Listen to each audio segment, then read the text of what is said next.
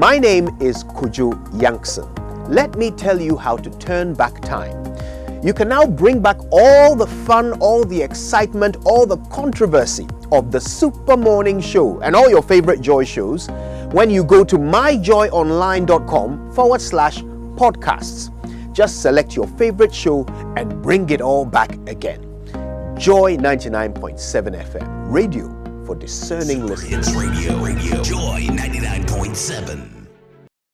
Good morning and welcome to the AM News here on the AM Show. In our first story, 4 persons have been confirmed dead in Monday night's flooding of parts of the Ashanti region. According to the National Disaster Organization, 4 bodies, including 2 9-year-olds, have been retrieved, but 2 others who went missing at Ahinema Kokobin are yet to be found. Danaya Ojima has more in the following report.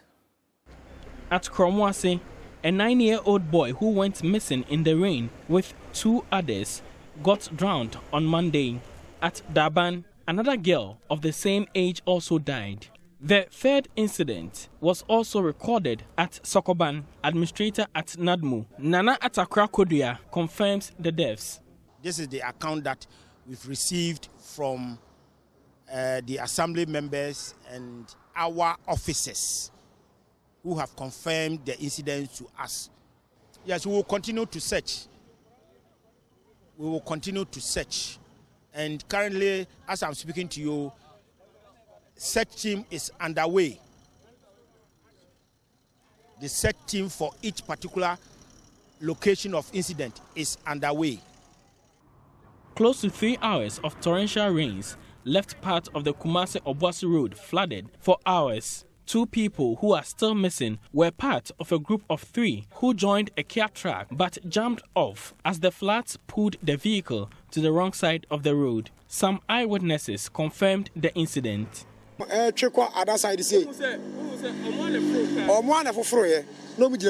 We saw the truck being drawn into the drain. The people jumped off and disappeared.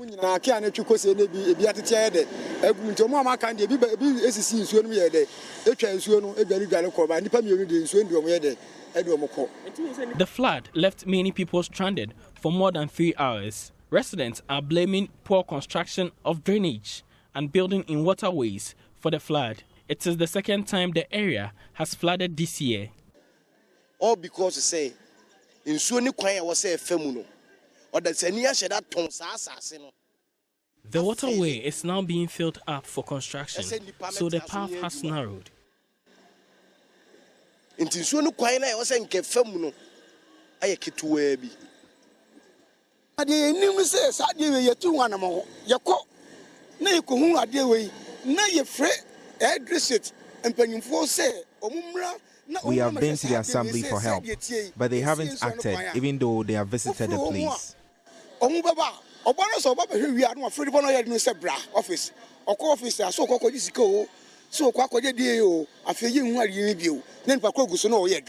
Other areas of the city witnessed similar incidents. At Inshaeso near Ahojo, neighbors managed to rescue a man in his late 40s from drowning. His pickup truck was drawn into the stream after losing balance in the flood. Part of a recently constructed bridge has caved in to increasing flood.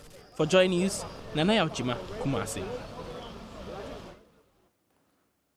Member of Parliament for Yilo Krobo Albert Tetenyakote is demanding the immediate operationalization of the newly constructed Yilo Krobo District Hospital. The 120-bed health facility, which was completed in January this year and handed over to the government, is yet to be put to its intended use. JoyNews checks at the facility reveal installation of medical equipment, a fully furnished administration block, and a standby ambulance. According to the NP, in spite of calls on the health minister to kickstart operations at the facility, nothing is yet to be done about it. This is the Yilo Krobo District Hospital. We are told that this facility was completed and handed over to government January this year or early this year. Well, the assurances was that the facility will see some operationalization by August this year. The ministry has applied for financial clearance for recruitment of support staff. And when this is approved, the Sumenya Hospital will be allocated with the requisite support staff to enable operations to commence. Meanwhile, clinical staff have been identified and will soon be posted to the facility. We are anticipating that the hospital will be commissioned before the end of August 2021. Well, that hasn't happened. The Member of Parliament for the area is unhappy with the situation. He fears this project would also add up to the number of abandoned projects across the country. He's asking government and the health minister to quickly ensure that this project is put to use. So I had the opportunity to file a question to ask the minister to come and open the hospital. And he said the hospital was going to be open soon. I think that was in June. Up to today, the place is lying idle. Our people don't have access to healthcare because the hospital is very small. It's a health center.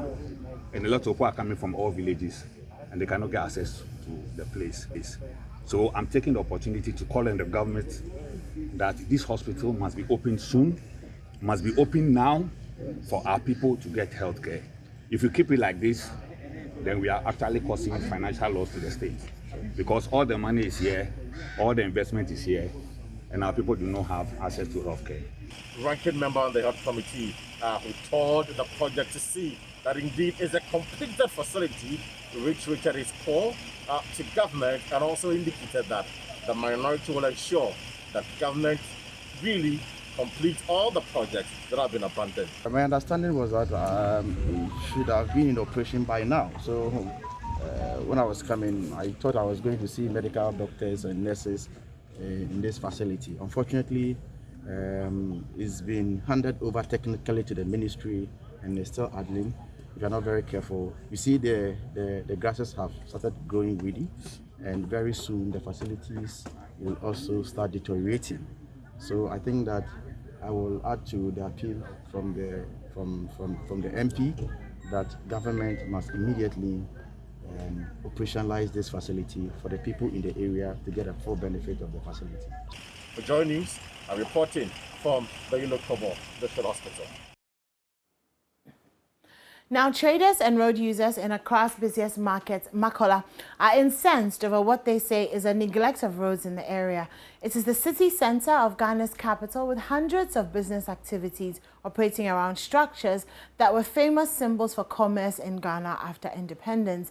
But some of the people who work from there say it is a pale shadow of its former self. Justice Baidu reports. The famous UTC building, once a signature monument of busy life in downtown Accra. Now abandoned and in ruins, it still towers over the city's central business district. The commercial life hasn't changed though. A chunk of Accra's business activity still happens here. And yet, the road network is run down. There are gaping potholes when you are driving from the UTC area heading up to the Central Post Office. Drivers and traders are the ones feeling the pinch the most. Madam 25 years old now a fact more than 8 years as we say. I have driven in Accra for more than 25 years. This is where all the AMA buildings are, and yet all the roads are bad. Just a few minutes away from here is the office of the mayor, and look at the roads. If the government won't fix the roads for us, they should come and plant plantain trees on it for us. We don't have plantain in Accra. If they won't fix the roads, they should plant plantains in it for us. Between Barclays Bank, all kinds of say, may office near now, consume only now, say, oh, yeah. Of town says, yeah, blah, blah, blah, I am a say, this road is like a dam. I think this is our share of government's One Village, One Dam. When it rains, this place floods, and when the sun comes out, it's extremely dusty. We are chased for tolls and levies, and you look at where we sell from.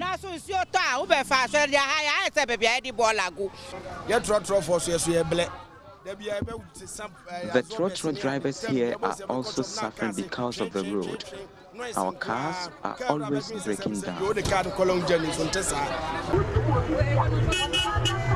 Elizabeth Oforiwa has been selling by this heavy pothole for years.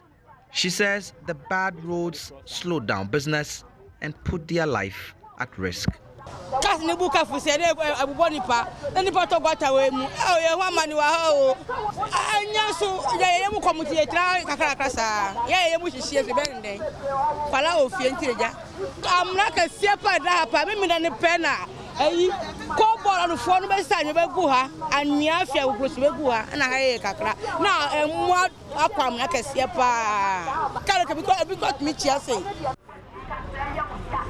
Accra's hustle and bustle happens from dawn to dusk every day. But the rough roads here remain a headache for those whose lives depend on it. Justice Bedu, JoyNews, Accra.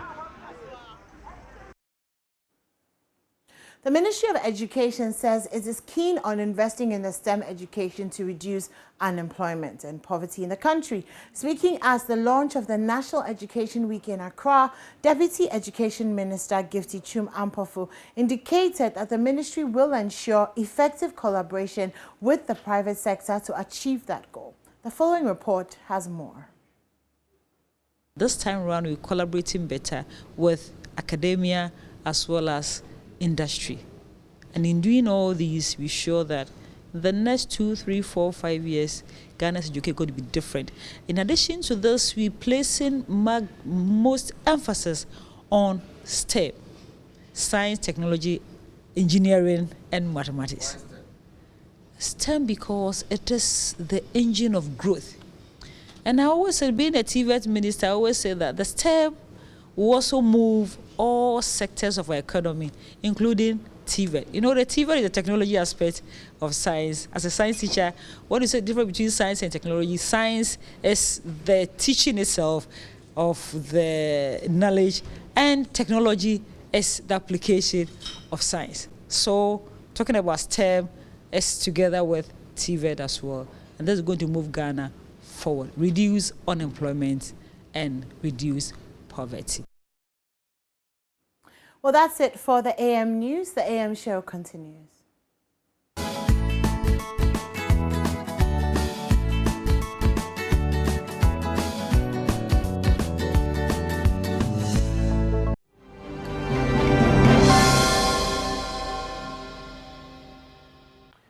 Right, good morning, and this is the news review on the AM show, and good morning to you, anyone. Good morning, Israel. How are you? I'm well, how about you? I'm very good. It's always good to see you in the mornings. Yeah, same here. And today you're doing the daily graphic. Yes, I am. So 6:35, and I'm going to start the daily graphic this morning. Okay, I'm just trying to finish my chocolate. Front page of the daily graphic. BOG steps up fight against electronic fraud. Supports COVID-19 vaccination efforts. Dr. Awal and treats World Tourism Body. Implementing the RTI law. Information access fees will be out soon. That's according to Kojo Nkrumah, Minister for Information. Now, he says that the government is developing a standardized fee system for all public institutions to charge people seeking access to information under the Right to Information law. Okay, so we'll find out about that pretty soon. Now, apparently there's a controversy over the fees. Act 989, which was passed in 2019 and came into force in 2020, helps people have access to information.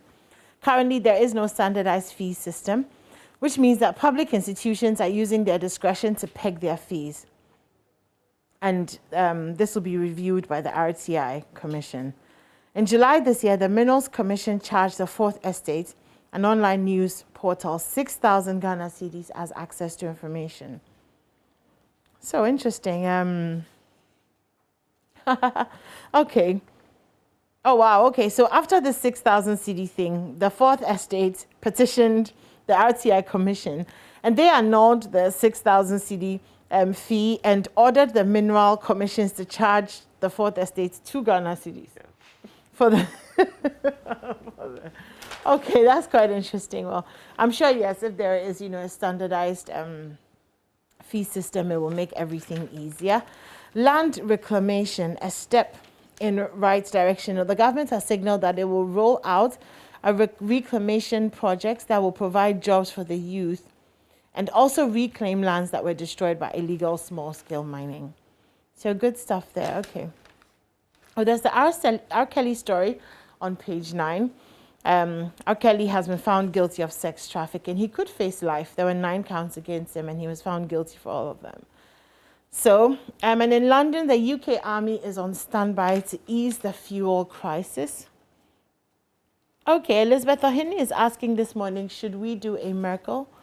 And that's interesting.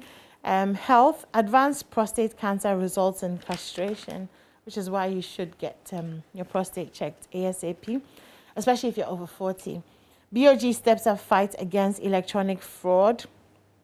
So a centralized cybersecurity system has been set up by the Bank of Ghana as part of its enhanced effort to deal with electronic fraud and cyber risks in the banking sector. Especially after that guy last week who had, was it 600 and something ATM cards? Yeah, 56 ATM cards. Yeah. Okay, so Eugene Ahin, yesterday he was on the news talking about the presidential jet situation. He says that government begins process for new presidential jet. So the government has begun the process for the acquisition of a new jet for presidential travels. He said the new aircraft will be bigger than the current one. So the Minister of Defense has made it clear that the government has decided to buy a bigger jet to save us all from these troubles. Which troubles? Okujeto troubles. The Okujeto troubles. Because apart from those troubles, I don't really know what other troubles he's talking about. So yeah, okay, well, there's justification here. According to, Mr. Nitiwo, who is the defense minister who will be buying the jet, the presidential jet could only carry 11 passengers, minus the crew, and it's often had to do undesirable refueling stops at unintended destination during long hauls, causing inconvenience to both the president and the host countries. So to avert such inconvenience, the use of a chartered private jet was critical. So the plane could carry more passengers and fly long distances without making stops to fuel. Why do we need more passengers? I was just going to say, I mean, everybody who's not the president can fly commercial a day or two ahead. And then the president, if you know that you have to stop 5 times to refuel, well, not 5 times. It's usually 1 stop. I'm saying at the very worst. Like, go a little bit earlier. I don't know that we can afford or that we need. Yes, especially in a time where we're saying that COVID-19 has impacted the economy and the economy. Yeah, so if we use COVID-19 as an excuse to say we can't give civil servants more than 4% salary increase, I don't think it's justifiable to want to get a new jet. Yeah, well, you know how our governments are. They will do what they want to do regardless of what we say. So, support COVID-19 vaccination efforts. Dr. Awal entreats World Tourism Body. Engineers are being urged to adhere to professional standards and activities to commemorate Family Planning Week underway. So the Ghana Health Service and its partners have launched activities marking this year's Family Planning Week. So the theme is family planning in the midst of COVID-19. And it's interesting because I guess because of COVID-19, we're at home more. Yeah. And people are a little bit more bored. So they could get up to all sorts of Anyway, in Ghana, people still home because of COVID-19? I doubt. I think there's still a few companies that are doing the working from home. Well, a few. I mean, schools are back in session. Everything is open. Yeah, everything is basically. So, okay, 5 confirmed Cape Coast rejects candidates, and obviously that has to do with the MMDCEs. BOG steps, okay, that story continues here. Okay, is it just today? It kind of looks like Daily Graphic is not too bulky today. ECOWAS must fight illicit small arms. That's according to Dr. Adamu. The Programs Officer of the Disarmament and Arms Control of the Economic Community of West African States Commission, Dr. Sani Adamu, is urging the sub-regional body to effectively fight the war against illicit flow and proliferation of small arms and light weapons. And I think we've talked about that so many times. Sometimes you hear of some crime being committed and you wonder how these people got guns and stuff, you know. So, okay, top international engineering wins 8 million arbitration award. Organized labor urge to resolve salary issues. Salary issues cannot be resolved amicably. Just pay the salary. Like, there's nothing to be resolved. There's no conversation to have. Like, let's let the money hit the account. Sustainable funding needed for sports growth. And on the back page, $100 million Kumasi Industrial City project starts in October. An information portal on child marriage has been launched. That's it for the daily guide in the Ghanaian daily graphic in 8 minutes. Okay. Right, so let's move to the Ghanaian Times now. And on the front page, disaster hits Kumasi, 6 perish in floods after torrential rains. And in the news, how many did we report were? How many did we say were dead in the floods? 4. Massive. Okay, so here 4.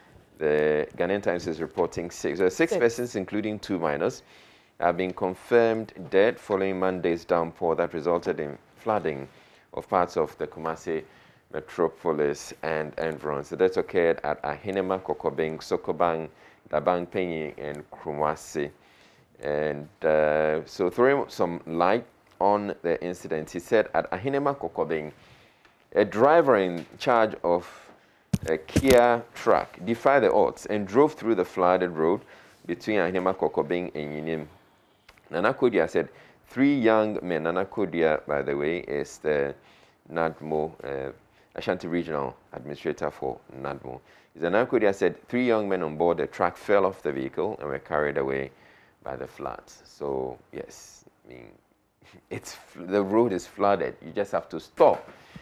Don't attempt to be, I don't know. But yes, unfortunately, 3 people have lost their lives as a result of someone deciding that he was too brave. Policeman remanded for allegedly freeing convicted woman after sex. That story keeps coming up. And so the policeman tells the woman that I'm going to have sex with you. And then I'll let you go. And I'll let you go. Wow. And the woman also believed that, yes, that's possible. Yes. The policeman can't free if you've been convicted. Yeah. All right, Tadi, even if the policeman let you go, you'd eventually be caught. Yeah. Tadi, pregnant woman fails to meet bail conditions. So Josephine Paying Mensah, 28, the alleged pregnant and kidnapped woman, is still in the Takrady Central Police cells in the Western region because she could not fulfill her bail conditions. Yeah, 50K there, and she done that house out. But you don't really need to come up with the money. You're not supposed to pay. Somebody is supposed to just standing. But show that they can pay. Yeah. So you don't need to. But you need to know somebody who has 50,000 cedis. But the people get the perception out there is that if they say 50,000 bill, you have to go and look for the money. Yeah. And present that. But Israel, bail is free. But the thing is, again, how many people at her, whatever, know people who can prove that they have 50,000 Ghana cedis? Okay. How many people do you know who have 50,000? A lot. Me. You. Not a lot. Okay, so how many people do I know have 50,000? I'm looking at one. Very funny. But the truth is, sometimes it's hard to come up with, that kind of proof, depending on the circles that you're in. So. Anyway. All right, so let's ensure successful enforcement of RTI law. That's the Information Minister Kujopon Nkrumah saying that Guinea Junta bars members from running in next elections. Okay, which is good. So Guinea's Junta said on Monday, its members are barred from standing in the next national or local elections, and that it will agree on the length of transition to elections with an 81-member transitional national council. So they've set that up. Okay, well, they're talking about it.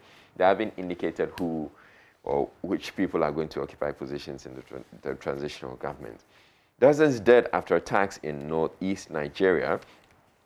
South Sudan dismisses UN report on corruption. Merkel loses support as German parties meet. So apparently there's trouble in the camp of the CDU following the party's abysmal showing in the German elections. North Korea fires missiles. Top U.S. general faces tough questions on Afghanistan. 103 million rural electrification project for 582 communities launched. So if you're in a community that doesn't have electricity, who knows, you may be on this list. And action on security issues in Middle East. Africa dominates last day of UN general debate. That's on page 9. Don't drag military into partisan politics, Ghana Armed Forces advises. So the Ghana Armed Forces has entreated Ghanaians, including politicians, not to drag the Ghana Armed Forces into partisan politics. Our mandate, as captured in the 1992 Constitution, is to defend the territorial integrity of Ghana, and we should be allowed to focus on our mandate. So this has to do with comments by the North Tongue MP, Samuel Kujocha Blakwa, who's saying that there's some form of disquiet within the ranks of the Ghana Armed Forces, with President Nana Addo Akufo-Addo's preference for luxurious aircraft operated by a foreign crew. Okay, so the Ghana Armed Forces says, no, it's not true. And the Ghana Armed Forces is also cautioning legal minors their days are numbered. And moving on, Parliament petition to look into election 2020 outcome. And then on page 12, MPP top-notch member defects to NDC. Ishmael Ashite familiarizes with MPP registration exercise. And then recurring political violence fueled by youth unemployment. That's an assembly member saying that. And program to provide SHS with solar energy launched in Keta. And on page 15, presidency dismisses claims some MMDC nominees not shortlisted.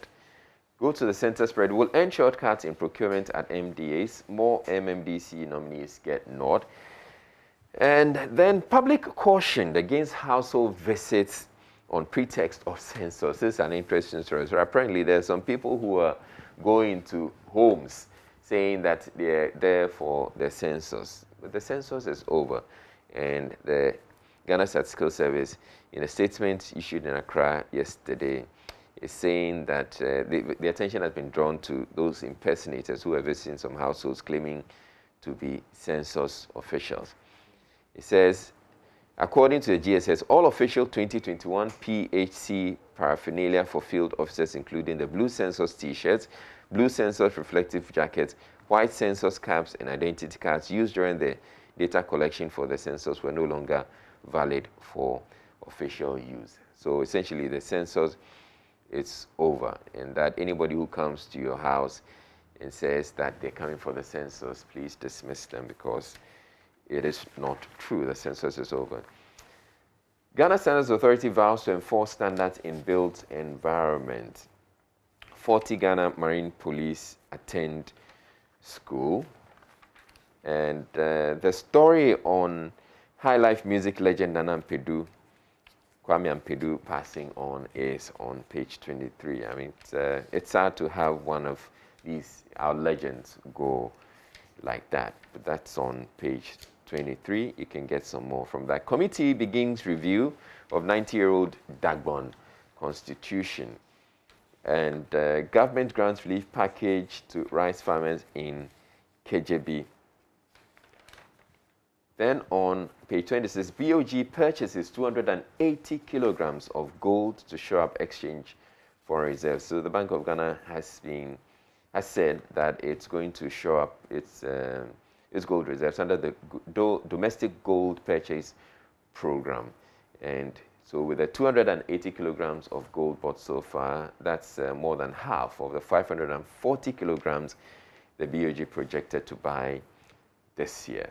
So it's pretty much on course. COVID-19 pandemic has impacted negatively on tourism growth and job. That's Dr. Awal saying that. I mean, certainly the tourism industry has been hit hard because of COVID-19, because people are not flying in to, tourists. We're not getting as many tourists as, yeah. And it's actually more expensive now to travel. So if people who intend to travel find out that I'd need a lot more money, and I need to do COVID test, and I fail my COVID test and all of that, and I'm not sure about the country and their COVID situation, so I'm not going to go. Do you have a problem with that? I don't have a problem with the story. I'm just amazed that even though I did the daily graphic, you're still clocking almost 9 minutes on the Ghanaian Times. But you didn't go into details. I mean, you just scratched the surface, you read some. Is there any story that you've done that I've repeated? Okay, Israel. No. Okay, but I'm almost coming to the end of it, actually. Okay. Champions Chelsea face Juventus in crunch tie. That's in the Champions League. And on the back page, Ghana Tourism Authority, Okre District Assembly, planned 500 tree seedlings to mark UN World Tourism Day. And no looming food shortage. That's a great minister. I'm done. Wow. Okay. It's 6:53. Have I repeated any of the stories that you did? Okay, Israel. But I guess switching newspapers was not the solution. So you can have your daily graphic back. And the daily graphic that you had is not as bulky as the one I tend to review. Wow. Okay. The Daily Guide this morning, how Baba Idi killed Kaka. And that's from the Joa report. Otul 4OK's free zones boss move. As our pregnant woman fails to meet bail and legendary Nana Ampedu dies, may his soul rest in peace. And thank you for years and years and years and years of great music. Great music. Yeah. Page 5 on the Daily Guide. Taliban outlaws barbers shaving or trimming beards. Wow. Barbers in Afghanistan's Helmand province have been banned by the Taliban from shaving or trimming beards. The order was issued on Monday and marks the latest in a series of restrictions placed on the country's residents based on the Taliban's strict interpretation of Islamic law. Biden picks Africa's COVID chief to head AIDS program. NATO patrols Kosovo-Serbia border as tensions soar, and North Korea fires missile, says the South. Let me go straight to do some entertainment. DJ Sly makes history with Afrima Best African DJ nomination. Nollywood star Halima grabs a special award in Ghana. Halima Abubakar. Actress in leaked audio with Tonto Dike's ex-lover fights back. R. Kelly found guilty. Oh boy. Okay, that's about it for the entertainment bits. And there's a what would you call this? There'll be a feature on. A feature? Yeah, a feature on the legendary Kwame Ampedu, veteran high-life musician. Nana Kwame Ampedu, leader and founder of the African Brothers International Band, has died aged 76. He was called Pastille fondly and reportedly passed on yesterday at the Legon Hospital in Accra. That's on page 14, if you'd like to take a minute to remember everything that he was. On the back page, England World Cup winner dies. Partey Kudus returned to face Zimbabwe. Messi must respect Mbappe. Oh, that's interesting. Mbappe is Paris Saint-Germain's #1 attacker, and Lionel Messi needs to show the young Frenchman more respect, according to ex-Arsenal and Chelsea striker Nicolas Anelka. Messi was hailed as the best player in the world by PSG boss Mauricio Pochettino on Monday, but Anelka believes that Messi, who arrived in the summer from Barcelona, must now play a role to serve Mbappe rather than be the centerpiece of the side. So he's been at the club for 5 years and Messi has to respect him. Yeah, okay. That's about it for the Daily Guide. Okay, let's go to the Daily Dispatch. I'll just go through the headlines. Farijan comments on 10 of NDC's 30 proposals. And government to acquire a new and bigger aircraft, presidential aircraft, and the 10 recommendations of the Committee on Ejura Killings. And then on the BNFT, Awal urges UN World Tourism Authority to help support COVID-19 vaccination efforts. Domestic borrowing causes high cost of lending. That's the Bank of Ghana governor. So domestic borrowing is causing the cost of lending to go up. Let me read a bit of it. So, Governor of the Bank of Ghana, Dr. Ernest Adesing, has said that the main reason for high lending rates in the country is largely due to government's huge borrowing from the domestic debt market to support the budget. Hence, any hope of affordable lending would depend on fiscal consolidation. Okay, so government once again is crowding out the businesses who would want to borrow. Because if government is borrowing, then most banks and most institutions and most individuals will want to give their money to government rather than businesses, and that doesn't help businesses. Okay, so that'll be it for the newspapers I have. Yeah, I think we should probably go to My Joy Online. All right. Because we only have about 2 minutes on the clock. Okay, so the full video for Manasseh's, the fourth estate there. License Expeditor. Yeah, it's out. The License Expeditor. It's on My Joy Online. Okay, so other stories on My Joy Online. I'm a bad person and I need to die. The sex predator confesses as police arrest him. High life legend Nana Kwame Ampedu passes on.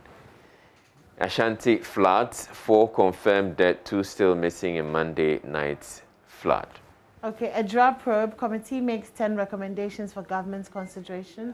Offensive chiefs bent on taking firm decision to curb Sakawa menace, that's according to the linguist there.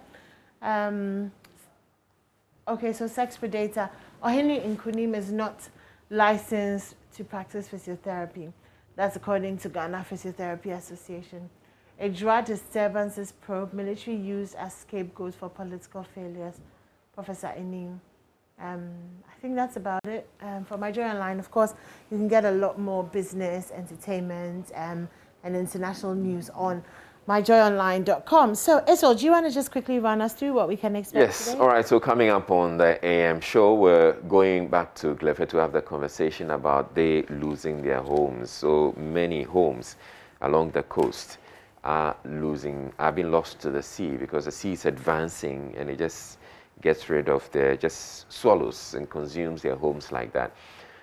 There's something being done about it, but yesterday, from Manuel's visit to the place, it looks like the contractor that's been tasked to do the work also has some challenges with the residents because they're doing some things that are not helping the situation.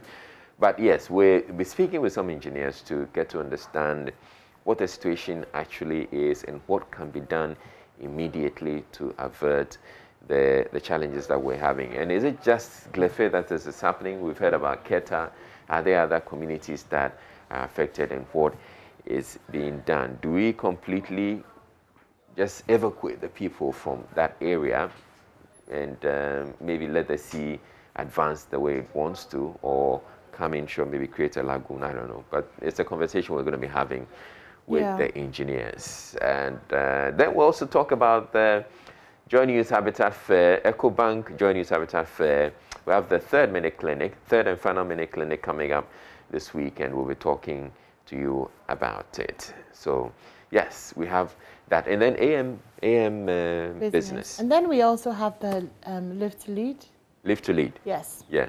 So that's exciting as well, isn't it? Okay. Yeah. But up next, we're bringing you sports. And Ureku Ampofo is joining us via Zoom a bit. The Zoom sports. I can't wait to talk to you about the Real Madrid match against Sheriff FC. What a match!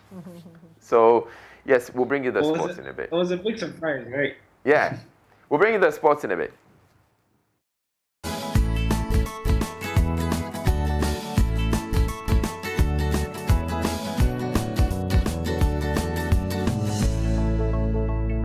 All right, so Oreku Ampofo has joined us via Zoom, and that's how he's going to be bringing us the sport. So, Oreku, I know you're going to be talking about Fred Papo and what he's been saying about Milo and all of that, but I mean, this match, Real Madrid facing FC Sheriff Tiraspol, and there's this guy involved, Edmond Ado. How come we've never heard about that guy? He's supposed to be Ghanaian, right? Yeah, he is actually Ghanaian. Grew up in Kolegono. I started playing Sunday football here. There was actually a point in his life where he was selling coconuts. And so he played Sunday league football, and he was spotted by an agent where he was scouted. And on his first try, he was taken to Europe. And Moldova itself is not the most appealing football nation. It's just a country of 2 million people. And, FC Sheriff being in the Champions League is actually a miracle. Yes. It's the first time. never heard of them. Yeah, very, very new team. They're actually just 24 years, and I'm proud to say I'm older than them. So it's a pretty young team, and they're just making history. Yes, I mean, they put up an impressive performance. I mean, beating Real Madrid at the Bernabeu, that's one hell of a performance. Yeah, it is. And they actually top Group D as a result. Imagine being in a group where Inter Milan, Real Madrid, and Shakhtar Donetsk on your first round in the Champions League. And they didn't even qualify automatically. You know, they've been bossing the Moldovan league for years now. But in order to reach the Champions League, they had to play 7 different rounds of matches. And they managed to win all of them and get to the Champions League. So we always have a fairy tale story in the Champions League. We've seen the likes of Ajax do it. And this year it could possibly be Edmondado's FC Sheriff. All right. So you bring us the rest of the sports. Yeah, so we'll get into the highlights of that game between FC Sheriff and Real Madrid. But let's start off from Ghana, where chairman of the Black Stars Management Committee, Fred Papo, he believes Milovan Rajevac has what it takes to meet targets set as his contract begins. That's for his second tenure. Now, the Serbian has been tasked to win next year's AFCON in Cameroon and then also guide the Black Stars to the World Cup next year in Qatar. Papo, who was the GFA vice president during Ghana's debut World Cup appearance in 2006, says that Milo has the ability to deliver. Let his words speak for him. He's a very focused and determined person who doesn't tolerate any laxity in this team. Okay, so future-wise, what does Milo represent? I believe he represents a lot of hope. He's a very hardworking and committed person, very determined and disciplined in every aspect of the word. And I'm sure he's one who would make sure he puts his all and his players put in their all for the success of the team. The stars given to him, is it a reality? What? Winning the AFCON and also qualifying for the FIFA World Cup, is that a reality? It's a reality, but at the end of the day, I don't believe in targets. Everything depends on God. We only have to put in effort.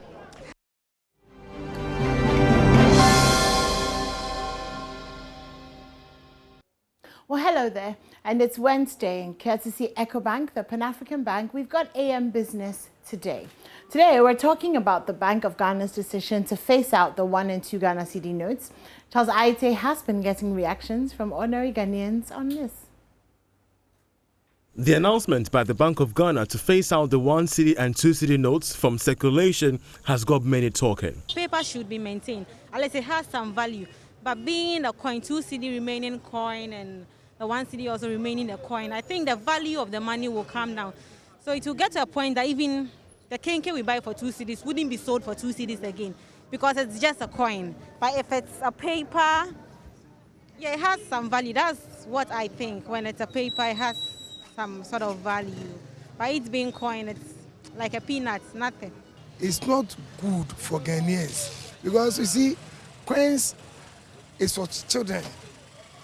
As a mature person, they will hear some coins make your noise in your pocket. Chaka chaka. It's not good, because see, somebody can go to bank, they will give him like 1,000 Ghana. If it's only coins, how can he carry this amount to house? Most people, when you buy with this kind of 100 cedis note, 50 cedis note, they complain that they don't have change. Moreover, the 1 cedi coin, I think it has been an effect for especially the market women. Because primarily, I was in a car a couple of days ago, and I think the driver gave the coin to, like, I don't know whether it's a businesswoman or a trader, and she was like, which presupposes that it's like she's not interested in the coin. Now, I think when you're talking of business, such smaller amounts do matter. And if it's fading out gradually, then probably within the next 5 to 2 years, if we don't take care, there'll be inflation again. You would recall that this was a note that was issued as a commemorative note. Governor of the Bank of Ghana, Dr. Ernest Anderson, indicated that the notes will ultimately be replaced by their coin versions, which were currently co-circulating. But what's the reason? Well, he believes the decision was needed to improve the bank's cost of currency management. They are not cost effective in terms of the printing costs of notes that circulate very widely, and they come back very torn and soiled and very difficult for currency processing machines to process them. You have bales and bales of 1 cedi notes, which we are not even able to process. So the view in the longer term is to more or less, get out of the notes of 1 cedi and 2 cedi, and then use the one Ghana cedi coin and the 2 Ghana cedi coin. To me, it's not good. It's not good because everybody in this country, forward ever, backwards never. Before ancient time, they are using coins. Even our big money is coins. But now, papers is raining now. How can you change some money like 2 cedis, papers, 1 cedi paper to coins? So that means if somebody give you like 20 Ghana, which is coins, then your pocket is going to soon be that. It is a case that the currency, especially the 1 cedi and 2 cedis, has to be taken out of circulation because for now, they are not cost effective in transaction. Analysis on this development has already started. I engaged Executive Director of the Center for Economics, Finance and Inequality Studies, Dr. Benjamin Amwa, on the impact on the cost of living. For now, they are not cost effective in transaction. Many people on the street will not prefer to use it to buy. The bundle of goods and services that we consume now is more than the 1 Ghana and 2 Ghana cedis. So it is not a preferred currency on the market now.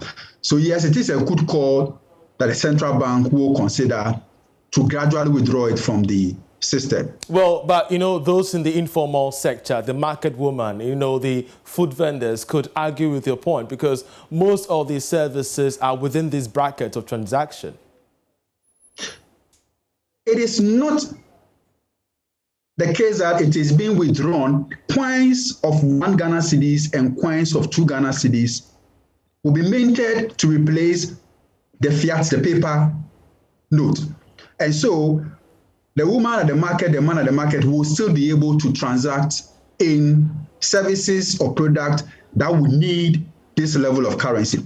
But if you look at the bulk of currency that we use, we are no longer running our businesses on 1 Ghana cedis and 2 Ghana cedis. Cost of living has gone up. And once cost of living has gone up, the currency that we prefer in terms of the value of currency, the denomination that we preferred, will move beyond the 1 Ghana and 2 Ghana cedis. So that is what is leading to this gradual withdrawal of the 1 Ghana and 2 Ghana cedis from the market. There will definitely be the coins of 1 and 2 Ghana cedis that will still serve the purpose, but not the paper that we know of. Well, should we anticipate any negative impact? Should there be any, especially when you've rightly pointed out the matter of the high cost of living being one of the reasons why this could be the move by the central bank? Yes, one cannot rule out that because once you phase them out, then what it means is that goods and services, the bundle of goods and services that was being heavily transacted with the 1 and 2 Ghana cedis will definitely have to be rounded up to the next comfortable denomination.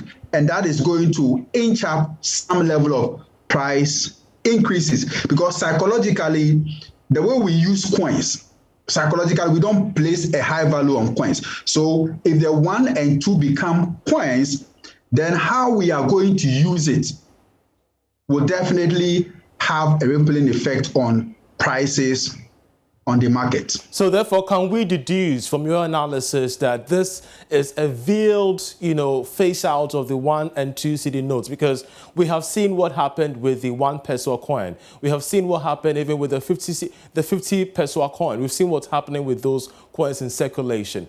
What do you make of this assertion, therefore, that this could be a veiled, rollout or phase out of the 1 and 2 cedi notes, or denominations and all? Yes, in fact, over time, it will get to a point in time, the 5 pesos, the 50 pesos, over time, as the cost of transaction in terms of the bundle of goods and services we consume increases, this lower denomination will no longer have any good role to play. So gradually, we are going to move away from them. And if you heard what the governor said, he said we have bales and bales of 1 and 2 cedi notes available that is not being used. It means that the public is not placing a demand for these notes. So what do we do with them? Over time, we just have to stop printing them. And stop printing them means that they will no longer be in circulation. And we are going to move to the next level, which is a 5, which is a 10. But But Doc, help us, with your analysis once again on the currency, management system, if we could put it that way, of the central bank. Because in jurisdictions elsewhere, the United States, for example, when it comes to their currency management, they've been managing this for close to centuries now. A dollar bill remains a dollar bill. It doesn't phase out. It doesn't have issues regarding demand and the loss of interest. How do we regulate, if not mainstream, the usage of, currency management and circulation in Ghana, so we don't get to this front in the future? Okay. Currency management has a lot of phases that we cannot discuss in this short time that we have. But then you see, you basically have to go back and look at 2007. It was 1 Ghana cedi equivalent to $1. Exactly. Today, that same 1 Ghana cedi is equivalent to 17 cents. 17 cents. The 2 Ghana cedi was equivalent to 2 Ghana cedis then. Today is equivalent to 34 cents. 50 Ghana cedis, which was equivalent to $50 in 2007, today is worth less than $9. That should tell you what has happened to our economy. It is not just about the currency. It is about the economy that drives the currency. So if there has been difficulties in managing your economy, then it will show up in your usage of currency. So clearly, other countries may have succeeded in maintaining the denomination the way they are, but simply because their macro level has been strong and effectively managed compared to ours. If your $50 Ghana cedis were $50 just in 2007, and today that 50 Ghana cedis is buying less than $9 US, that should tell you what has happened to your economy over these 11 or 13 years that we are talking about. It is simply an issue of how we are managing our economy, which then have a knock-on effect on how we manage our currency. Impressive. So out of this, we're also picking up the factors of inflation and the prices of goods and services going forward. Help us with your outlook on them. The outlook, from what we were told yesterday by the Monetary Policy Committee, is that it has been maintained at 13.5. So that is what we are expecting, the signaling rate from the central bank, that it should be 13.5. But the MPC is trying to consolidate the gains that they've made over the past quarter. So let's keep watching and let's see. We are moving into the last quarter of the year. There will still be pressure on the economy because consumption must still be affected, and that will still put some pressure on the macro level. The discussion we need to be looking at is how come the macro looks so good, but then at the individual level, the micro level, when I go to buy the item at the shop, when I go to buy the fuel, when I pay the school fees, where I, the individual, will do the transaction, why am I not seeing the pass-through from the macro level to the micro level? We need to look at the transmission mechanism, and then we need to look at how best the success at the macro level can be transmitted onto the micro level for us all to benefit. With the rate of cedi depreciation, the central bank and indeed analysts project that the cedi is likely to end the year with the lowest rate of depreciation since 1992 and in the Fourth Republic. I'm Charles Aite for Joy Business.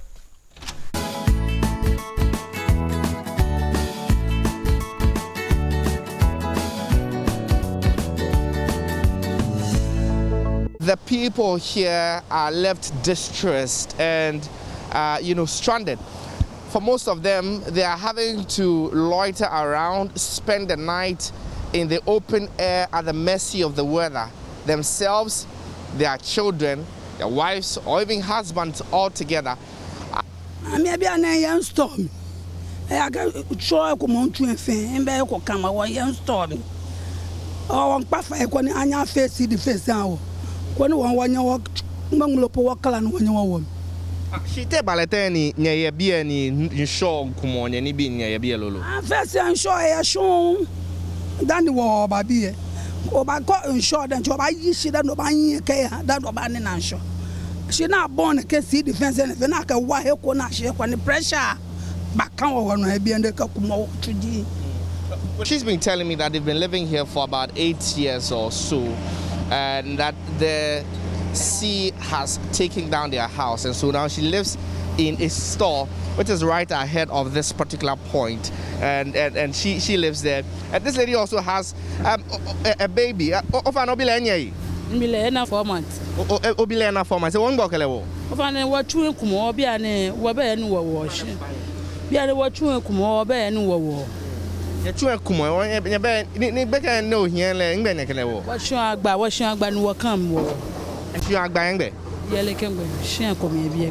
So she's been telling me that they have to, put up a tent to pass the night at the mercy of the weather, together with this baby she's holding, a 4-month-old baby. One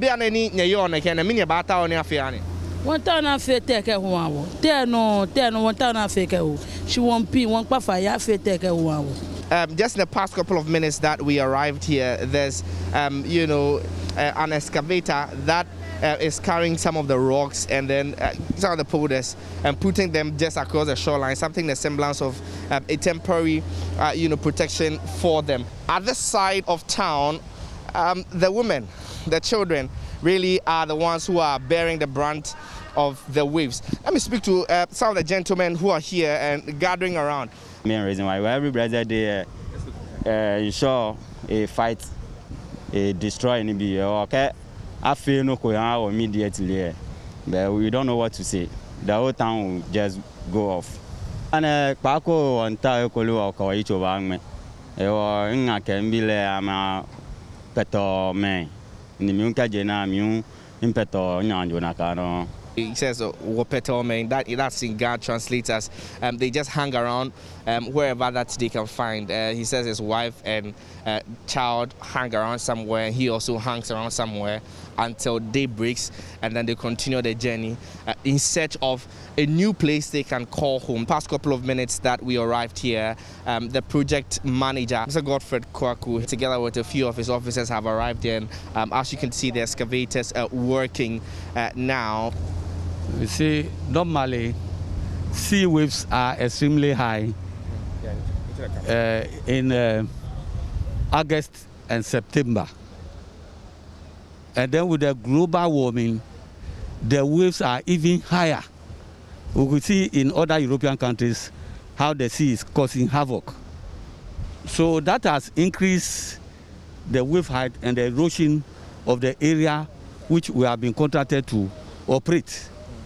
So what we are doing now is we have to eliminate or minimize the effect of the erosion. So if you could see, I've arranged some boulders, big boulders, parallel to the beach. That is to minimize the erosion while we are doing the construction. Maybe after Friday we should be able to cover them up. So. I was just asking a direct question that the expectation is that by the end of this week, you mentioned Friday, yes. By the end of this week, this place will be protected. Yes, it will be, I cannot say fully protected, but minimize it. Because if you say fully protected, then means that nothing can happen. But I'm trying to minimize the effect on the waves. I can't give assurance that fully when I do this, it's even possible that the waves can be even higher than what I'm doing. All right, so this morning on the show, as you've seen, we're concerned for the people at Glefe, not just Glefe though, but there are several other communities who are having their sea take over their homes. We've been running the story about Glefe for a while now as part of our Join Your Community series. These homes are being consumed by the sea, and it's serious. Imagine living in a place like this where you can't guarantee that your home will be there the following day. Something is being done about it, as you heard the engineers say, but it seems it's not happening quickly enough. We're engaging some engineers this morning to see the best way out under the circumstances, and they've already joined us via Zoom. Yes, they have. So we have Engineer Gabriel Mahama, who's a civil engineer, and okay, so Engineer Gabriel Angman, who's a civil engineer, and Engineer Abdullah Mahama, who is a roads and building contractor. Good morning and welcome. Thank you so much for sharing your time with us. Good morning. Morning. Okay, so let me start with you, Engineer Gabriel Angman, if I can call you Gabriel. So, we hear a lot about these tidal waves and, we see the damage that it causes and all of that. But, what exactly is happening, on that level? What exactly is happening for all of these, buildings to be weakened and for them to eventually be falling to the ground? I lost you a bit. Were you referring to me so that I know whether I can respond or Yes, not? please, I was. Okay. So if I understand your question, you want to understand probably what is happening that all this destruction is happening with regards to the tidal waves on the shoreline, yes, right? Please. Yes, please.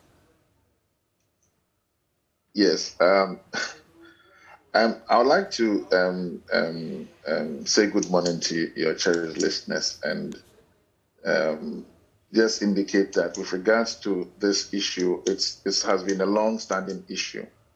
The shoreline has really retreated inland for quite a long time, and this has been as a result of a number of factors. Basically, those that are common to us, like the climate change, which subsequently affects the rise in sea level, is very prominent now. This year, we've had a lot of flooding, even in various parts of the world, and this has all been as a result of climate change.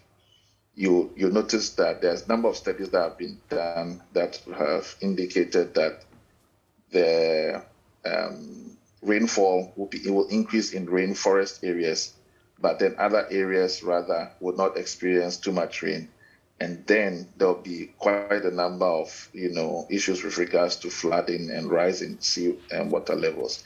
Another issue too is the man-made activities, especially along the coastal areas and coastal communities.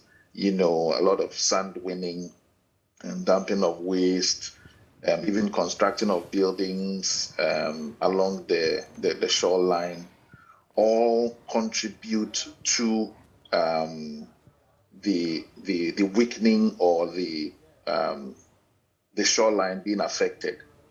And these man-made activities are factors that, as we speak now, it will be difficult to entirely stop because the communities and people living there have stayed there for quite a long time, and it's a big challenge to just move them away entirely.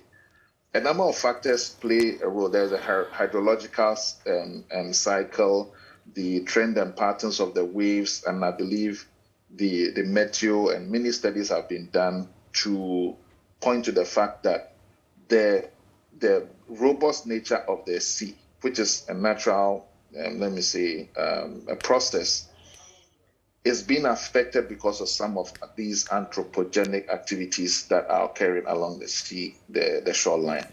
And therefore, it affects or changes the biodiversity, changes the patterns of the sea. And in the end, we get this, our communities along the coastal area being affected, their buildings and their homes being destroyed and being washed away. And it's not going to just stop like that. It doesn't stop overnight. It's a real big challenge that we have to battle with. So if I want to go into details, we'll talk a lot about the causes. But these are some of the, let me say, basic key causative effects of what is happening at our coastal and shorelines. All right, so Engineer Gabriel, I understand what you've had to say, but I am also curious. This is Israel, by the way. I'm also curious. Is it the case that it's affecting the entire shoreline or coast of Ghana and West Africa, or is affecting particular areas? Because we increasingly hear about Glefe in particular communities. We hear about Keta and the rest. So are some areas more impacted than others, and why is it so? Oh, okay. Yes, the areas, there are definitely areas that are likely to be more impacted than others, because along the coastal line, you have certain, even if you just drive along the coastal line, you realize that some portions are a little bit rocky, and then some portions are basically beach sand. Sure. So for areas that are rocky along the shoreline, you realize that they have a little bit of resistance, and the shoreline is not receding as much as areas that are just sand or let me say the beaches, weak sand or soil so that is where the impact is. So those communities that have always been impacted, Glefe, and all those areas, even in certain parts of Keta, you realize that those areas they don't have rocky structures along the beach line or along the shoreline, and that is where those that are not in those areas or the weak parts will be affected more. So that's the basic explanation for that. For that, let me bring in Engineer Abdullahi Mahama into the conversation. So, is there any way, in the whole planning of Accra and all of that, when people sat down to plan the city and all of that, was there any way that we could have foreseen that if we didn't put certain structures in place, this would have happened? Well, good morning to your viewers. Like my colleague engineer rightly said, this issue has been on for a very long time, and it has been in order. Like every government that comes in plans to continue with the processes that is to continue with the sea defense, but it's just because of the amount involved. So it's like they are doing them in lots. As for we, the engineers who know the problem, and likewise the government, because they have ministries which are responsible for ensuring that these things do not occur, like the Ministry of Works and Housing, which is much into this. So they have engineers like us who are there to advise government as to what to do subsequent. But it's just because we have a very long stretch of the coastal line. And so it's like when you are doing more or less like any building or road construction, as and when you will get some money that you think you can use for the project, you earmark for the project. So right from the Axim to Adan or to Aflao, wherever we have the severest of the problem is where government decide to tackle first. Like my colleague engineer was saying, when you're around the Cape Coast area and even some part of the Winneba area, you see that there are some high altitude areas with the rocks. So they are all more or less serving as the sea defense already. So where you have the severest of the problems, like what you're talking about the Glefe now, is where government has to rechannel or refocus and then try to fasten or hasten the construction to help the people not to lose all the land. Because once we are losing the land, it becomes extremely expensive to reclaim part of the land again. And already, if you had so much money, obviously we would have finished this sea defense already. But once there's not so much money, we have to look at the severest areas and start to tackle them as measures to not to allow the sea to actually take most of the land. Secondly, my colleague was mentioned, but I think one of the things that was missing was it's part of the global warming. And once the iceberg is still melting almost every single time, obviously the sea will be rising. And so even with the construction that they are doing now, we have to preempt that if we are doing at 1 meter or 1.5 meters and we are hitting the sea, so the water is already hitting maybe 0.5 just below, it means that in the nearest future, we would have to even increase the height of the stone, what do you call it, the sea defense, or i.e. the boulders and the rocks which are being used to install to protect the indigenous from having a lot of damages to their properties. Okay, so on face value, are you saying that really all we need to construct the sea defense is the boulders and the rocks and stuff? Yeah, we do. If you look at what they do from the Winneba, Axim, what do you call it? Some part of the Volta region, it's just the interlocking and range. It's not just this. What we do is the finished product you see, but a lot goes into the engineering of the area so that you can have it so cased. It has to be cased enough in order not to move, because the tidal waves are increasing the strength, or the magnitude is increasing by the day. So it's well engineered by specialists, and then it's worked on. Some of the areas, they normally have to do with the non-rust iron to actually tie them up, like what we did when you go into the Ebri enclave. But it has to be done by the specialists, and then every area would have to have a certain, depending on the topography of the land. Okay. Got that. So now, Gabriel, let me come back to you. Let's actually talk about now the structures that have been built there. Are they, let's start off with, are they naturally weak, or have they been weakened systematically by the tidal waves? I can see you're now an engineer because you're saying the things as it is. In two ways, they are weak, and also they are being weakened by the tidal waves. So if you look, I mean, looking even at the video, you could see that most of the structures that are not resilient to sea wave, or tidal wave destruction, they are not very strong. And if you read if you read some portions of scripture in Matthew 7 thereabout, it talks about if you build your house on the sand, the waves and floods can hit it and make it unstable. And those that are at the beach or at the shoreline right now, they are not that strong, and the sea or tidal waves have receded inland so much so that all these structures are being affected.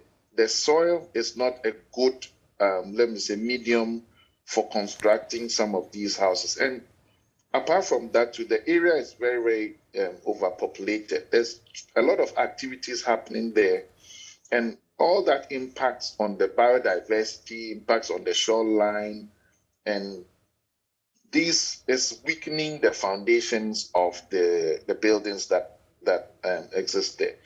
Some of the buildings are, strong, and, probably the foundation has been done very well, but most of them, especially the houses, are not that strong. And it's as a result of the impact of the waves, and also as a result of the fact that they are not constructed in the most appropriate way in terms of engineering, if we want to talk of structural integrity of buildings that we want to put up. Okay, so I guess it's safe to say that there was no architect roped in the building of these houses, or a draftsman or anything like that. Yes, it's an architect and an engineering collaboration for putting up these buildings. These buildings were, when they migrate, and they want the place to stay, they easily put up some of these, it's like putting blockwork together, and the weak foundations. You see that when the tidal waves, even some portions of the shoreline, you can see that there's no even foundation. The foundation there's nothing, and it's just be too easy without a defense wall or any break water structures there to just sweep up all these buildings. Even the strong ones, or the engineered ones, are washing away, and then these homes they'll just be swallowed up by the sea. Swallowed up, right? Okay. So it's a big problem, yeah. Okay, Engineer Mahama, what will it take now at this point to fix the situation? Are we going to have to bring in reinforcements for the buildings, you know, to sort of strengthen the structural integrity? Or is the answer just the sea defense? Did you do any course in engineering? No, I didn't. Wow. No, the buildings there, they don't need any structural, what do you call it, to strengthen their foundations. They are gone. All the buildings there are gone. Wow. They are gone. I mean, like my engineer said, you can see from the videos and the shot that you have that there are no foundations. There are no reinforcements. And those buildings are virtually gone. You cannot reinstate them into any state or to rule what we call the retrofitting. You cannot do it. They are mud houses. They are blocks. They don't have columns. They don't have better foundations. And so the only thing that we have to do now is ensure that the shores are protected or drastically minimized in terms of at least even the ad hoc that they are doing now, trying to put those stones, the boulders there, to at least minimize the effect. And then government would have to do a comprehensive redesigning of the area to continue with the boulders, what they call the stones and the rocks that we are using for the protection, and then allow a certain distance before any construction can take place. Because like my colleague was saying, the one you interviewed on the TV, he was saying, the one on site, he was saying that the tidal waves are increasing by the day. And so therefore we wouldn't even do the protection, and just behind the protection, people are trying to put out their buildings. Secondly, when they do the design, it is done such that when the tidal waves come and hit the rocks, they deposit silt or the sand behind, so that more or less you're having to increase the height of the place. So when these people are complaining, and ironically, in the evenings, they go and engage in the winning of the sand, then the police or the institution have to come in, the authorities have to come in.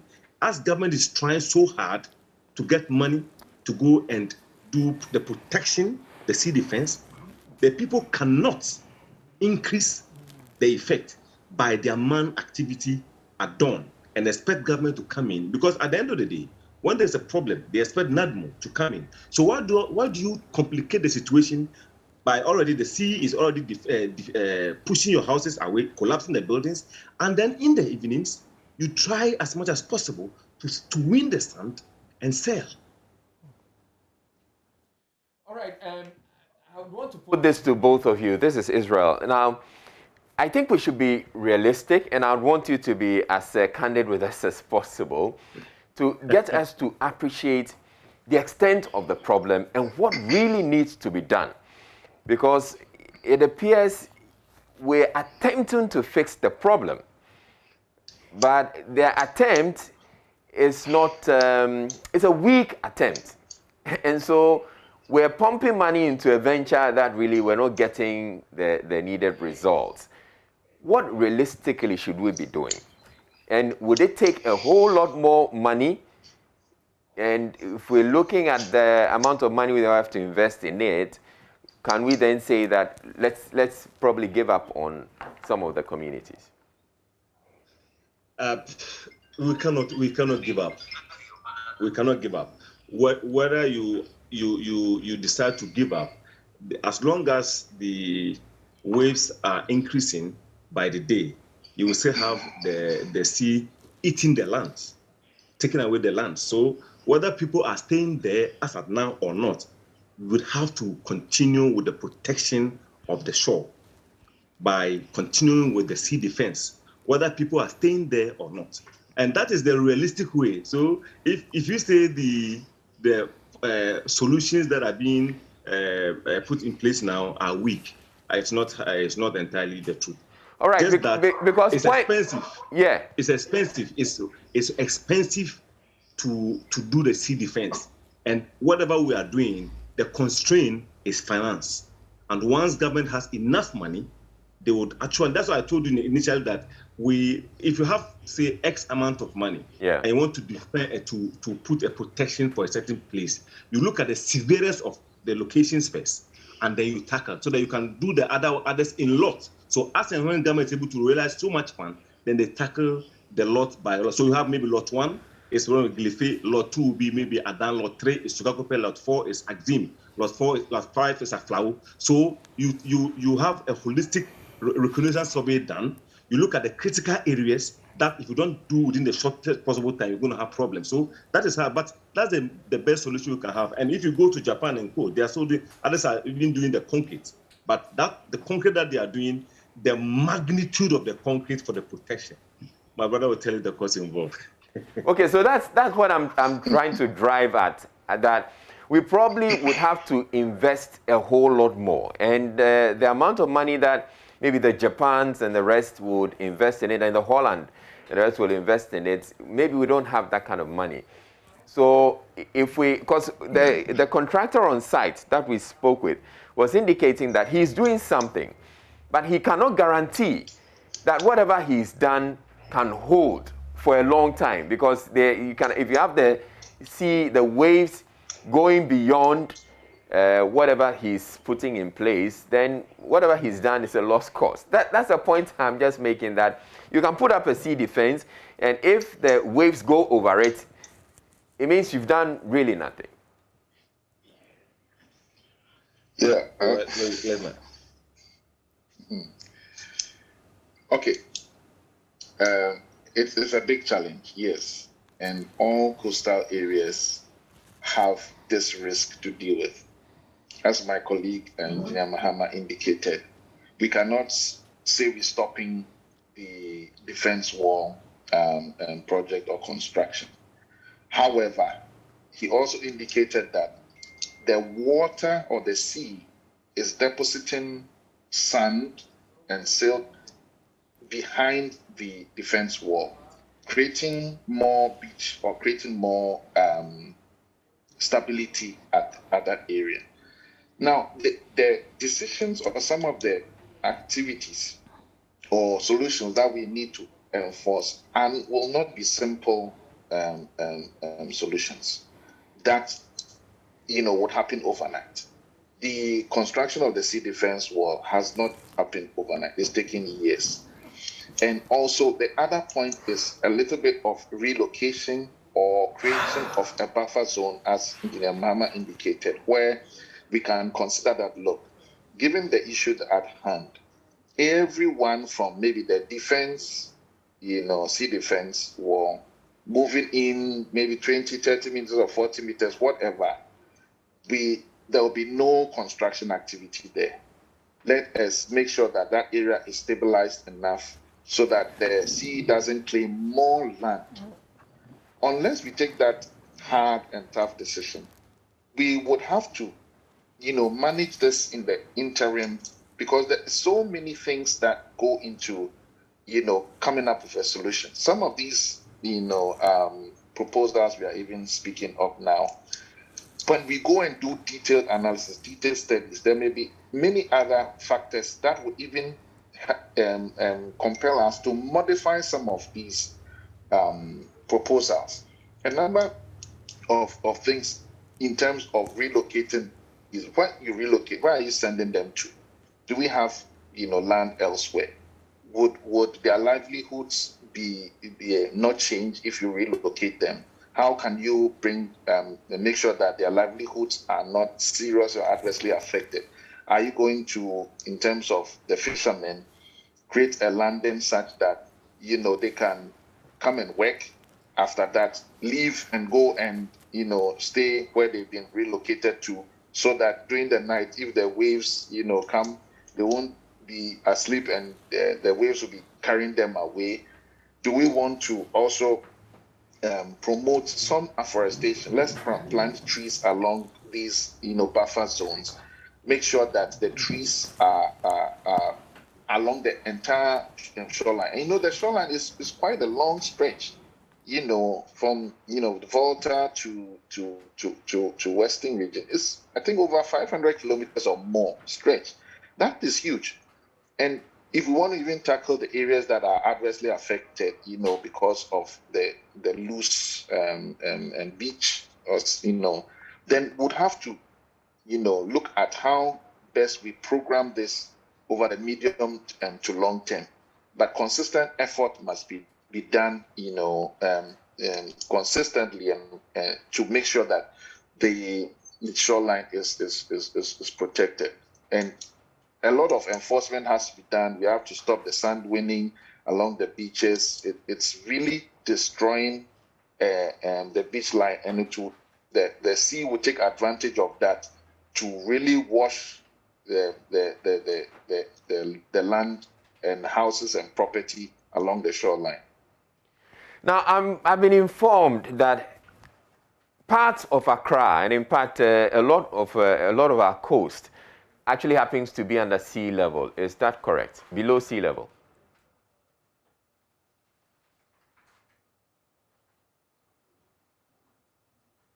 I'm putting the question to both of you, Engineer Gabriel or Engineer Abdullahi. Yes, some portions, yes, and some portions I'm not too sure. But I know that in Accra, we along the shoreline, we fairly flat, and therefore it makes it easier for the sea to come, visit, and go back. And when it visits, it takes along what it can take. We all appreciate the fact that the sea is not silent, it's not quiet, it's moving, because there's a lot of gravitational activities between the sun, moon, the sea, and it's in motion every time. So it cannot be silent. Certain times the tidal wave should be very high, certain times it would subside or be low, but it would not stop moving, and it will not stop visiting the shoreline and taking things, and so the residents there need to also be aware of this and know that, look, despite the fact that they've stayed in the community for a long time and that's their livelihood, they have to start thinking a little bit further, that look, in the next 5 years, next 10 years, next 15 years, we cannot still be like this, because they've been there for quite a long time and the shoreline is still receding. And so they need to think a little bit more what they can do a little bit more. If they can move, so those that can move should move. Else, we can't say that all the problems the government should come and solve it. Some of the problems we as citizens, community members, we must take certain decisions to also safeguard our lives and our livelihoods. Should we worry about a situation, a point in time when maybe as the sea advances, it's going to break through and we can have the sea taking over some areas inland that are below sea level? Well, once we do not continue with the processes as in what is being done now, then we expect something like that to happen. People go to funerals and they come back and their homes are washed away. So as the ozone layer is still being depleted, the global warming is not going down anytime soon, because rather on records it's actually going high. So it means that the sea levels will be increasing or be rising by the day. So like we said, all we have to keep on doing is to ensure that we are still protecting the shores as and when we get. So once the defense is actually put to protect the people behind, it means more or less scientifically, we have raised Accra or the capital beyond the sea level, above the sea level. Because without that, you are competing with one of them, i.e. the water coming ashore, taking the land away, pushing people further into the capital, moving the people from the shores into inland. So basically, Israel, the engineer who spoke there, he was doing, let's say, step 1 of the defense. The step 2 is what is being done correctly. The step 3 will be doing what we call more or less doing a design review. Even the ones that are secured now, as and when it is revised, there's a possibility that the heights will start to be increased right from where it started and where it's going to end. So basically, the method of either doing a concrete defense or the one that we are doing here, it's not, but mind you, it's not even that, it's not only in Ghana that this method is being approached. Right. We have point A. You see, in engineering, like my engineer colleague will tell you, there are about 4 or 5 solutions to a problem. Which of them is economical and sustainable? I have so much money, I can go and do a concrete from beginning to end. It will serve the same purpose. I don't have so much money, but the option B can also take about 95% in terms of performance. So that is where we are. And like I said, whatever is being done, the proper defense right from the voter region coming to Accra, the one that has been done successfully, you'd hear that there's no comments about the people in terms of land being encroached or land being taken over by the sea. Secondly, I feel like there should be an intense education in those localized areas as government is trying to defend or put a defense against the natural cause or the natural havoc. It's only proper that the people who are living ashore should become watchdogs and then try as much as practicable to prevent their colleagues, because they are known in the communities. I'm not sure that people will come from, what do you call it, Kumasi or Medina or Achimota to be winning the sand if they don't have other people who are supporting them within the locality. So it's only proper that once you feel like your building has actually been washed away. Last week, somebody's building collapsed, and the next one is coming to yours. You would have to ensure that people do not sit there, whether in the middle of the night or at dawn, to win the sun. In as much as I expect that government would have to go in and put in a lot of measures to actually reduce or drastically reduce what is happening at the Cliff and other areas which are under the mercy of the sea now. Thank you very much. No, okay, so since you talked about sun winning, I'm curious. I thought that using sand that has salt in there is not really good for construction or buildings. So why are people doing that actually? You see, the sand can be brought on land and will be washed. We still have, you see, when we are running a soil test for a building to be constructed, you look at the chemical composition of the soil, i.e. if you encounter water within the soil, you have to go to the laboratory and run a test on them. And there are chemicals that are anti-reactants to the salt. So people would engage in winning the sand, get onshore somewhere and sell. Some of the sands, when you bring, you see, they cannot intake, they cannot absorb any water within them. So people bring them, they wash, and then they sell. Unlike when you go to Akosombo to get the river sand, which is actually in the commercial quantity. This one, because of the effect and the counter effect is that now people can get it, they can treat it well and they use. Right. But it has been illegal in Ghana for a very long time. I mean, the winning of the sand along the sea in particular. Right. So it's just about enforcing it again. Like I'm saying, but before the government comes to enforce it, Israelite, your house is next door to mine. Mine is gone. Would you sit there and expect that government to come and do when you know that Muhammad's colleagues come in the evening to come and win the sand there? As for any material in Ghana or everywhere, there are options that you can use. There are treatments that you can engage in to use those materials to become satisfactory in any endeavor you want to finance infrastructure development. All right, so I'm going to take your final thoughts on all of this. And from the conversations we've had so far, I get the understanding that we must have a comprehensive plan to ensure that all those areas along the coast that are facing these problems, we deal with them or tackle them head on. Otherwise, if we tackle some and leave the others, we're still going to see the sea take over those lands. I'll start with you, Engineer Gabriel Engman. Yes, it's true. The comprehensive plan is really required because the issue or the natural forces vis-a-vis man-made or human forces are clashing. And then for the dynamics of the community, the dynamics of, all our anthropogenic activities vis-a-vis what the natural process is, needs to be studied properly. And, in order to prefer a solution or a plan, it must be sustainable. You must have the money to do it and implement it. Therefore, it requires that the communities, the ministries and state agencies in charge, the professional bodies, that can support, and the citizens are all working together to get this thing. Because whether we like it or not, whatever happens along it affects everyone.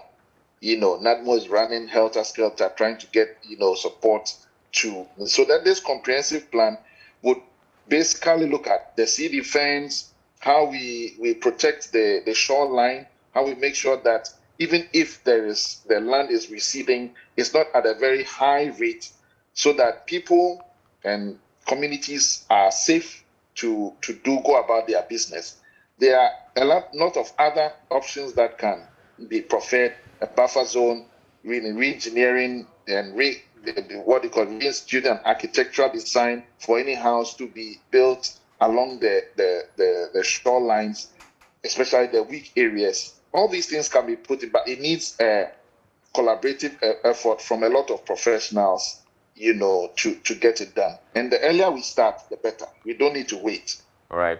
And Engineer Abdullahi Mahama, I also understand that we're likely to lose some communities. Essentially, not all the communities that are affected can be saved. We have already lost some of the communities. We can't lose a whole community, but portions of the community cannot be reclaimed again. Because if, let's say, according to the woman who spoke, one of the fishmonger who spoke earlier, if you used to walk about 30 meters from your last building to the sea area, and now there is about just 5 meters away, and the government is going to reclaim the land. Government is not going to go into the sea and reclaim it. It's going to be too expensive. So where it is now, government will start the construction after the engineering. But that means that portions of almost all the communities which are along the sea have already lost quite a sizable parcel of land. Their lands have been taken away and they can't get it back again. Sorry. And so to the communities that are like really close in the Glefe area, for instance, they should consider moving out because they're going to lose their homes, right? Yes. Some portions, especially those who are very close to the sea, will not be able to reclaim their lands now. That's why I'm saying that it takes a lot of engineers. So maybe when government expresses interest in going to those areas to actually put a solution to the problem, the engineering will be done, the survey will be done, the extensive survey, and the topography will determine whether government would have to, the client, in this case, the government of Ghana, would have to go in or will start at the locations where the buildings have been washed already. And that means that if the engineering report comes and they said where the last building is actually situated now is where the defense had to start, it means the lands which are now covered by the sea cannot be reclaimed again. Secondly, I think that the facilities along, once you keep on doing one area, you don't tackle the next area, which is extremely low. It's like displacement of water. So you have a water in a bucket, you put your hand in, or you put a certain object in, the water displaces. So if ordinarily we're having about maybe 100,000 liters of the sea coming at a time, and you cannot control that one, and you have just protected this side, it moves in the other direction, because that is the place that it has water will define its own course. So I blocked point A and B has been blocked. When the water comes with that speed, as it hits the area, the others will be displaced to the next area where you have not actually protected. That's why it's always important that, like I said, we look at the lowest areas and we'll start to build and then end at the end of the day. But Israel, money, capital, huge capital is involved. What I expect government to do for us now is to be able to engage a team to run a holistic and comprehensive engineering from point A to point the last point, and then see how government intends to tackle one lot after the other and how much is involved, possible source of funding, And then if government is not going to get so much money to continue, what are the houses that maybe government would have to relocate for now to save lives and property? Thank you very much, Engineer Abdullahi Mahama. He's a roads and building contractor, and also Engineer Gabriel Engman. He's a civil engineer. Roads and building consultant. Consultant, sorry. So thank you both. Thank you both for making time to speak with us. But this conversation, I'm sure we'll be having that a lot more going into the future and talking about the comprehensive plan. I hope government begins to have that conversation. When we return, we're taking a break here on the AM show. When we return, we talked about Live to Lead. It's a John C. Maxwell event hosted in the past 5 years in Ghana by the Center for Transformational Leadership in Africa in partnership with Goldfields Ghana. Details after the break. Stay tuned in.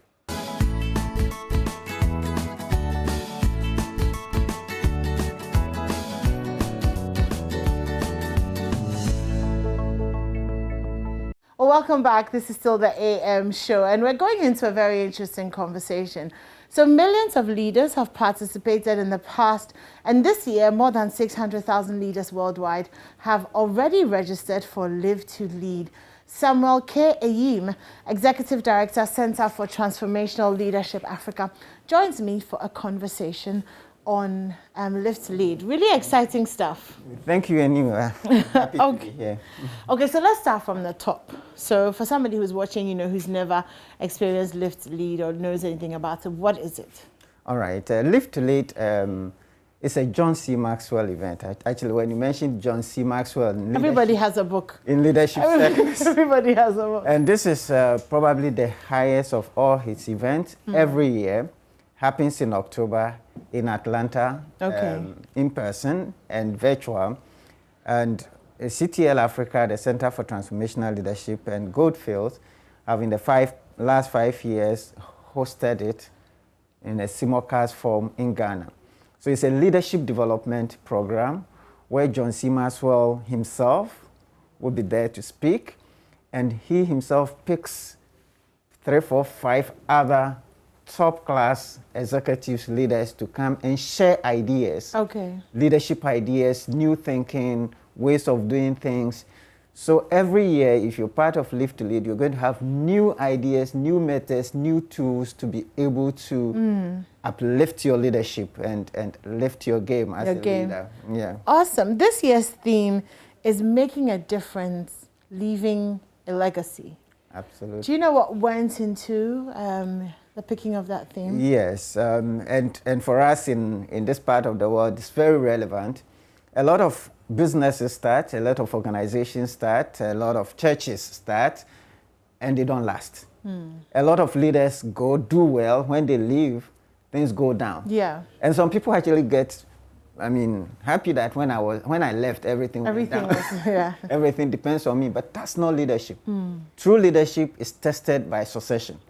So this theme is to emphasize the need to build to last, so that organizations, leaders would understand that whatever they are doing today is good, but what they leave behind, what others come to enjoy, is more important. Yeah. So there's going to be a lot of discussions around how you build to last. John himself will talk about the processes, and other speakers will talk about other aspects.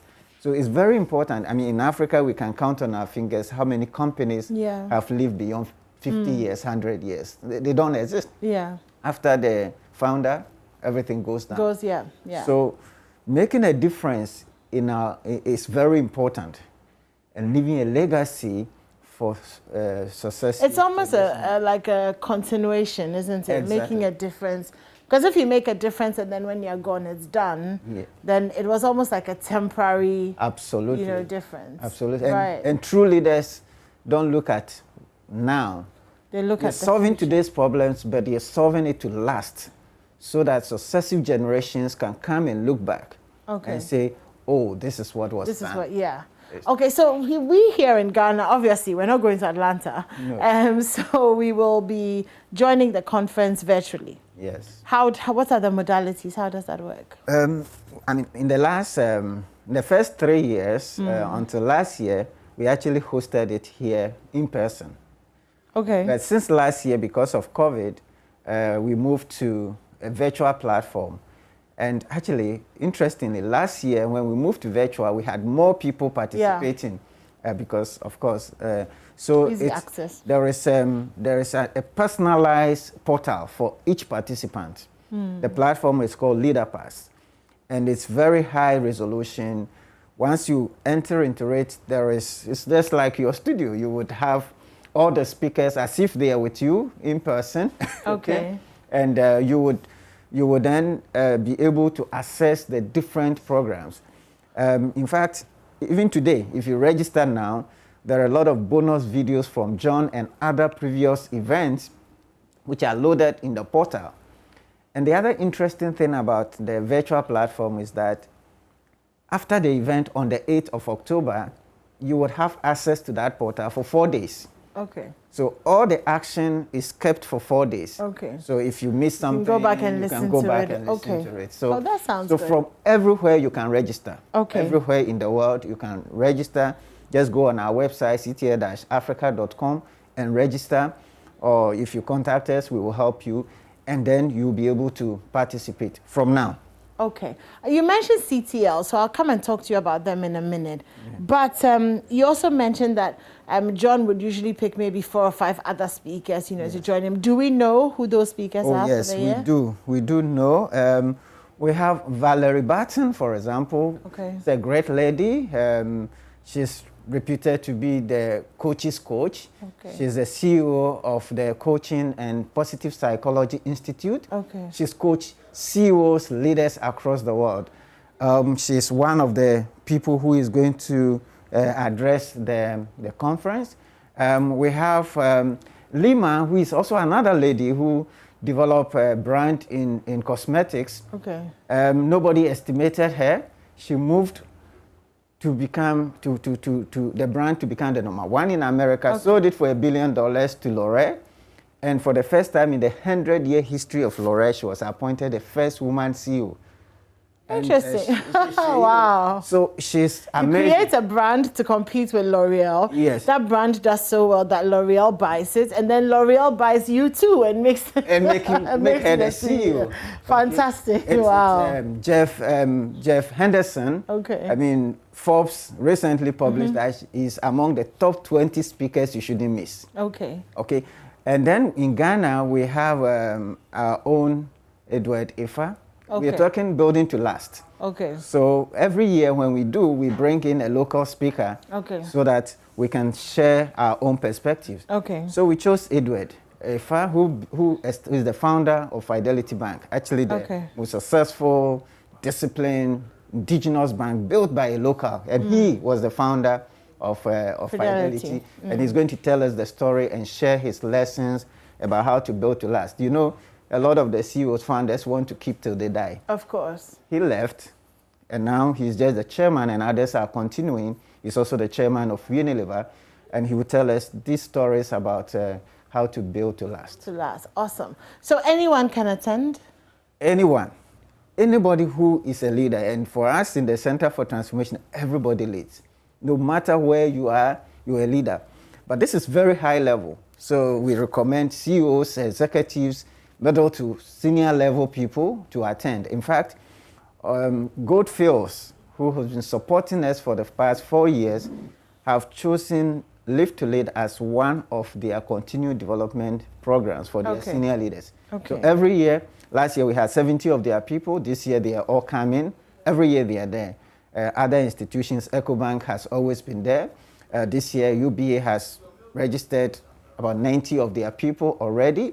APSA last year were 70 people, and they're coming this year. Okay. So several leaders, corporate executive, church leaders, and anybody, even students who are interested in leading anything, leadership. entrepreneurs, are all invited. Right. And we make provision for students also. Interesting. So you talk about CTL. CTL Africa.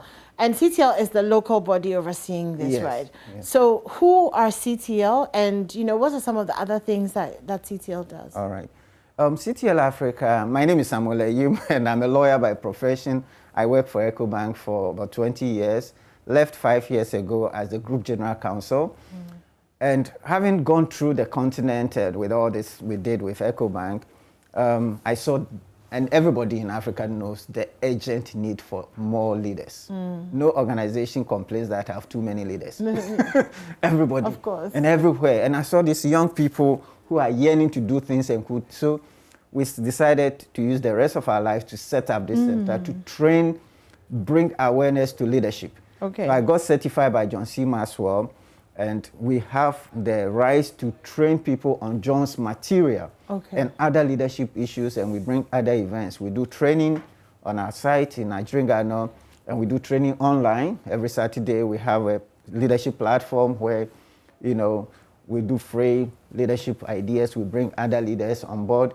We do training for young people, for corporate executives, for companies, off-site strategy thinking, and so forth.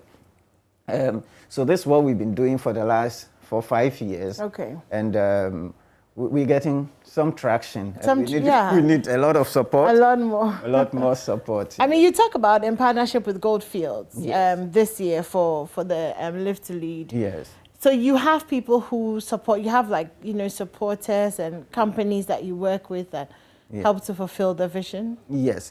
Well, in the past, we've had a few companies, but our greatest support has been Goldfields. Okay. And the last 4 years, every year they've been partnering with us. And what they do for us is to help us also with the publicity and things. And more importantly, they always sponsor tickets for young leaders. And that's the area we need a lot of support from other companies. You know, just give us a few tickets that we can give to students and young leaders who are eager to learn. They are the future, but they don't have the resources to participate. So that's the area. So Goldfields has been very, very helpful to us. Okay. Other organizations like EcoBank, the way they've helped is to participate. APSA, UBA, Village of Hope, very, very interestingly, it's an orphanage, a school, and this thing. They have every year brought all their students. Wow. And this year they're actually asking for us to rebroadcast Live to Lead to all their 4 centers so that every child in their school, Village of Hope, is able to understand what others are doing and thinking. Wow. So that is how the support we've had so far from others, and we need more. Of course, of course. If you're listening to us, you know, and this sounds good to you, you know, definitely get in touch. Let's push. It's a good agenda to push. But before you go, how much is it to get into the conference? And I tell people, for executives like you, is the money you use to eat wache in the morning. You know, it's 500 Ghana cedis, or $79. You can register from everywhere. Okay. You go on our website, cta-africa.com, and then you can register online, or you can call us 054 07 08 433, and we will help you through the process if you're having a challenge. And you can pay by mobile money, bank transfer, or any other means very easily. You don't have to move. You don't have Stay to put and do it. Exactly. Well, it sounds really good. And like you said, it's open to everyone. Well, ideally top-level leaders or people who are looking to go into leadership positions. Exactly. So if you're listening to us and you're interested, it's www.ctl-africa.com. Okay. Yes. So register. Definitely worth your money. Yes, Mama V was participated last year. You can ask her; she will share her experience. She had a good time. Well, maybe we'll join as well this year. Why not? Why not? Okay, and thank you so much. It's on the 8th. Yes, it's on the 8th of October. Okay. So we have barely a week to go. But as I said, if you miss the 8th, you have 4 days. So you just say, oh, 8 is too tight. I don't have something. You have all the action on the 9th, on the 10th, on the 11th. Okay? 4 days. 8, 9, 10, 8, 9, 11. 10, 11. Okay. Exactly. Okay. So that you can. And we also have a rebroadcast option. So for example, you have your team that you want to share this with. And then we can come to your organization and we use it as training. Okay. We present those things and we share, we discuss with your team and we share how you're going to practicalize some of those things for your teams. Okay. So that is also available. That sounds really good. Thank you so much, Mr. Yim, for joining us this morning. Really grateful for your time. Thank you. Thanks, JoyNews, for the time also. You're welcome. Okay, so we're going to move on and talk about Habitat Fair. The third mini clinic is coming up this weekend. And of course, you can expect so much at the West Hills Mall. But Israel will be back to tell you more about that after this.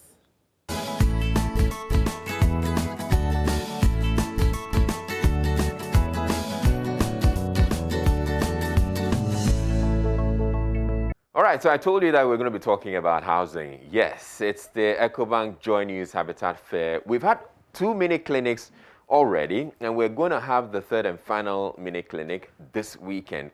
That's before or ahead of the main fair, which comes on October 27th to 31st. So the mini clinics are supposed to be like appetizers. We're whetting your appetite, and we're holding it in different locations.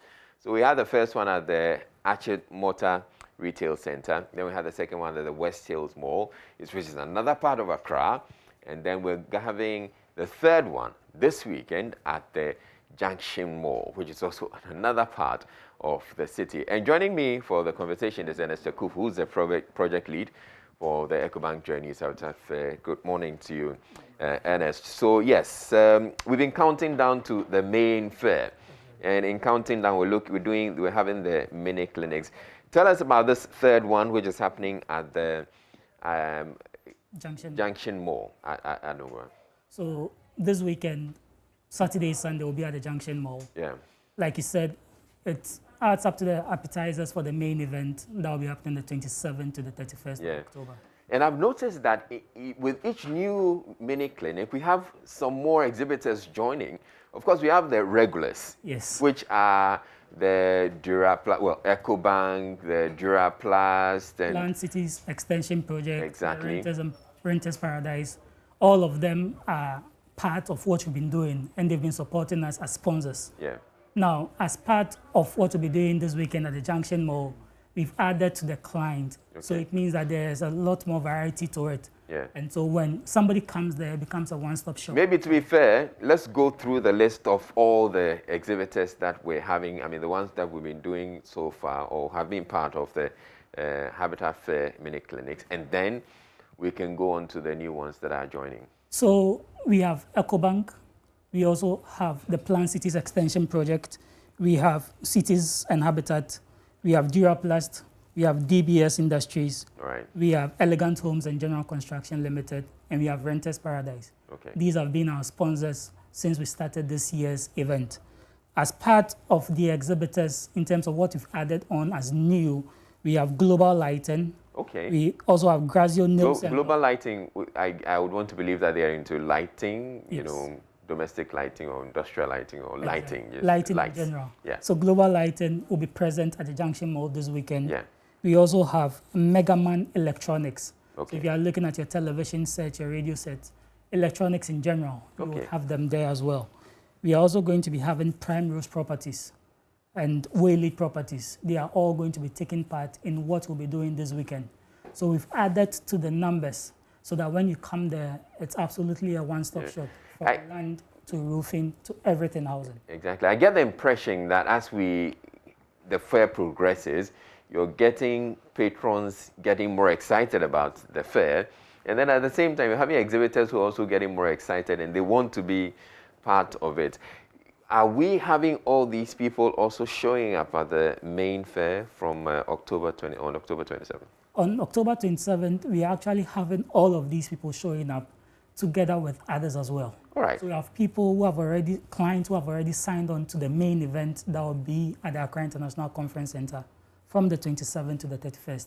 All right. But like those watching us, if you are a client and you want to take part, it's still not late. You can still give us a call. I sure it's still not late, because I get the impression you are getting, with each new clinic, you're getting more people joining. And so is there really space for anybody else? Well, for now, we can say that from now up until next week, there's space. So, okay. You need to come early, otherwise. Absolutely. So if you are interested, and I think you should be interested, because housing, we can't do away with it. Yeah. So if you're interested, you would have to call us on 0546 908179. Okay, I'd like you to take the number again, 0546 okay. 908179. Okay. So yes, and any other ways we can reach you apart from the phone numbers? Apart from phone numbers. Otherwise, you can call the front desk of Joy FM. Absolutely. You want to speak with Ernest Kufu or any of the sales guys. And, yes, in the sales department. In the sales department. They should be able to help you out. All right. So yes, it's the third mini clinic of the EcoBank JoyNews Habitat Fair 2021. It's happening at the Junction Mall this weekend, Saturday, Sunday, from 8 a.m. to 8 p.m. You need to be there. If you're interested in getting a new home, you should be there. If you have a home and you want it restocked, you want it refurnished, you want furniture, you want electronic items, anything at all, you just be at the mini clinic, which is happening. And then the main fair itself is coming on October 27 to 31st. Thank you very much, Ernest, for coming through. So yes, up next, we have Showbiz with IB. Stay tuned in.